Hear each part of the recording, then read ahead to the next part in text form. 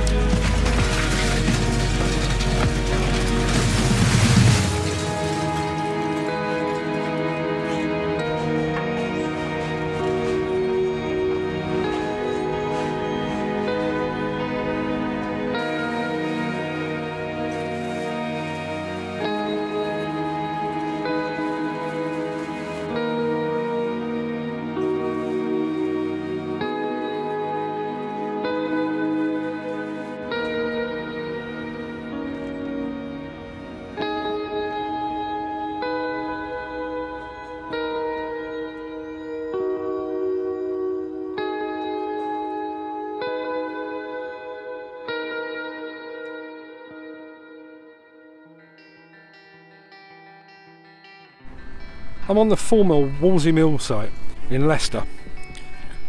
As you may have seen in the news headlines, on the 5th of March an arson attack was carried out on a series of machines on the site.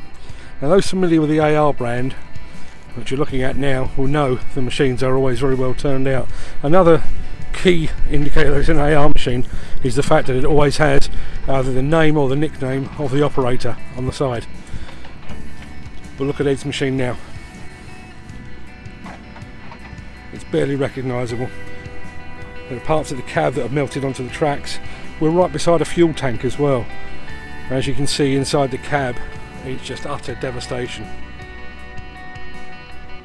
Typically well organised site, and here we've got what looks to be almost new Cat 336E excavator owned by RGE contractors. But this machine was hit as well. You come round to the cab side, again complete devastation. As you can see, environmentally not a great thing either. A Volvo A30E dump truck, again not particularly old, but this too has fallen victim to an arson attack.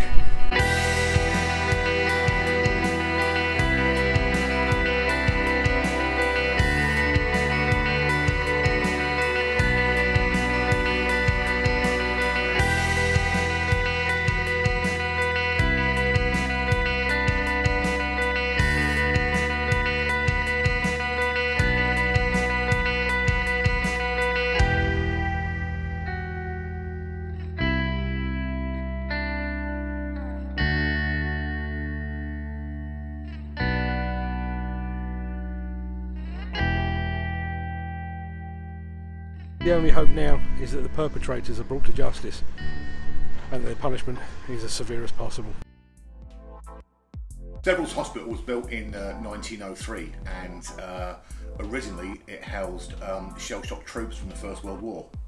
Later on, in the 40s and the 50s, it became a mental asylum and housed some 3,500 inmates.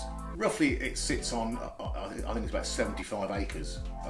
Some of it's quite well-established woodland with buildings in between the woods. So there's quite an issue involved in the site with tree protection and root protection, because obviously most of the trees, when the house builder moves in, he wants the site to be fully established, and all these trees have TPOs on, so it's quite an intricate site really. There's 172 buildings in total.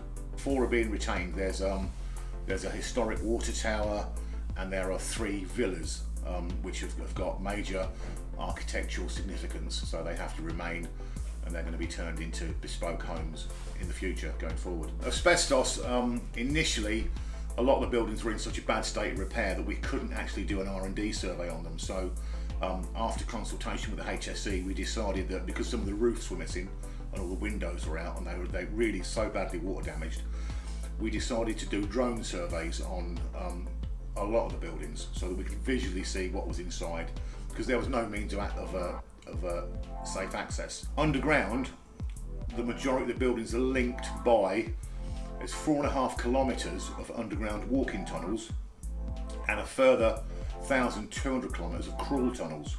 But these obviously historically contain a lot of pipework, cast iron pipework, which has got a lot of asbestos coatings to them. So the guys are in there now working on those at the moment. There's a lot of underground protection as well, a lot of propping and making safe. We had a lot of issues in the early days with bats. There's a massive bat colony on site, so we've had to build 2 underground tunnels out of 2 metre square culverts, so that we could migrate the bats from the buildings into the culverts. Obviously, because the site in its origin is so old, there's a lot of architecture, massive architecture. So there's a lot of salvage. We've got some 2.5 million London stock yellow bricks that we're attempting to salvage and sell back into the London market. So it's not really your standard demolition job. It's take it down piecemeal. There's a lot of Welsh slate roofs, so they've all been stripped. The bricks, although it's machine demolition, we have to take the bricks down using the rotating selector, put them to one side for the brick cleaners to actually clean them. So there's a lot of segregation between demolition, brick cleaning, slate removal. But with all this going on, you have to bear in mind that there's also men working underground in the tunnels. So there's areas there that we can't cross, and that's all fenced off. So it's really quite a complex operation in regards to phasing. Phasing is a very difficult aspect of the project. Historically, from when the site closed, which I think was about 1997 by the NHS, it's got this cult following. There's this ghost hunter theory. So people have been breaking in, not since we've been here, because obviously we've had security on site, but if you go on YouTube, there's lots of photographs of people walking around with torches at night looking for these ghosts. You know, there's areas of the buildings that are, I mean, it really is a dangerous hobby, really, you know, on a site like this. But yeah, it's fraught with all those kinds of issues. Yeah, we're pushing it forward. We aim to be one of the major players in the country, hopefully. Technically, you know, we know we have to raise our game to get to that level. We've recruited the right kind of people to reach that level. We've done a lot of internal learning. We do the asbestos removal in-house now, so we're fully licensed, and that forms an integral part of the asbestos team, because obviously with demolition you always find asbestos. You know, we've got our own analysts now, so we can bring our own surveyor in, survey it, find out where it is, how we're going to deal with it. A lot of these developers, they like that, to have it all in-house. So you've got almost a one-stop shop. We can do the asbestos surveying, the asbestos removal, the demolition, and the soil remediation. And you can speed the program up, because you've got the interface between each party is with one customer, with one client. We're one of Mick George's biggest customers. We are a complete standalone entity in our own right. You know, we price all our own work. We have to win that work. The jobs have to make a profit, but we still have to pay for our waste disposal and our asbestos disposal. But every job, along with all those costs, also has a lot of credits. So we factor in all those credits. We sell where we can window frames from 1903 buildings, doors, architectural features, 2 million bricks if we can find them, if they're going to be here. I hope they are. So if you factor everything in, each project really is like a little mini supermarket where you can, you've got to pay at the end, but there's a lot of stuff that you can gain as you go around to help you towards that cost. We've dabbled in demolition for probably 15 years, and I was here in the early days, and I was fortunate to see how it was done in the early days. But we've all learned a lot over the years, and we know exactly where we want it to be. And I've been fortunate to be involved this last 12 months, and I'm really grateful to be here, along with all the other guys.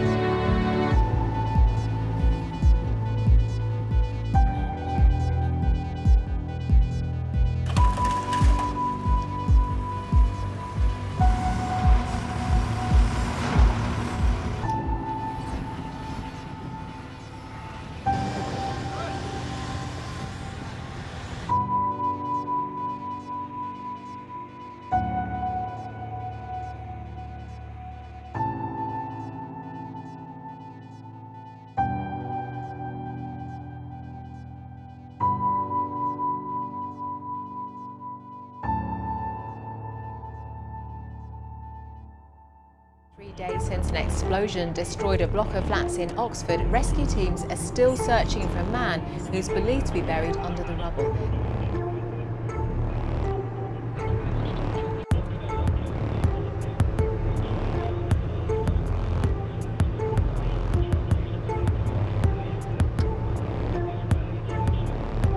Piles of bricks and mortar surrounded by shards of shattered glass. The carnage caused by Tuesday's explosion still lays untouched in the gardens of Gibbs Crescent.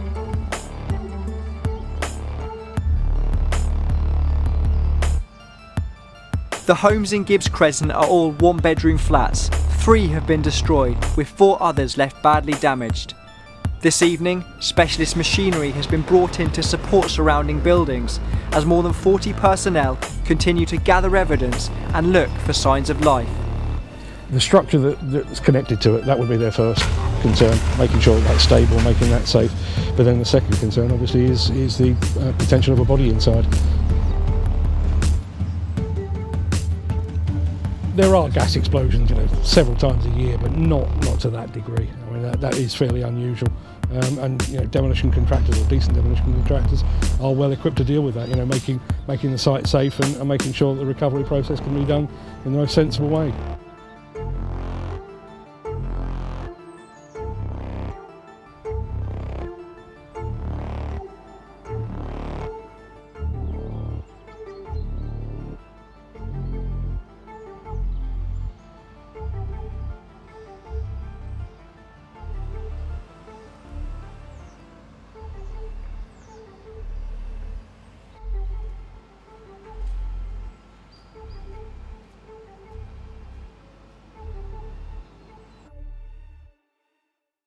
Under normal circumstances, a visit to a radio station is actually quite an exciting prospect, but not this time.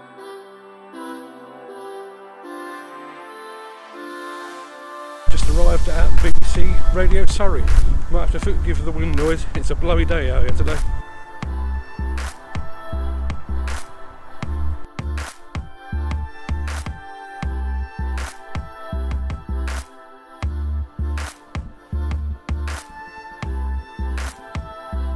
Tomorrow marks the first anniversary of the Didcot disaster, in which 4 demolition men sadly perished.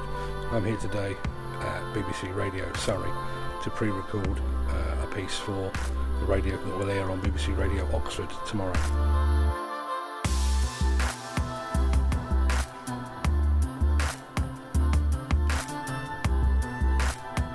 Yeah, it's Mark Anthony. I'm the founder and editor of demolitionnews.com. I think it's too early to say if anything's been learned, because obviously we're still waiting for the findings of the Health and Safety Executive investigation. I think what has changed is kind of the mentality of the industry. I don't think I've been on a site in the last year where the name Didcot hasn't been mentioned in some capacity or other. Obviously, no 2 power stations are the same, and the way that they come down reflects that.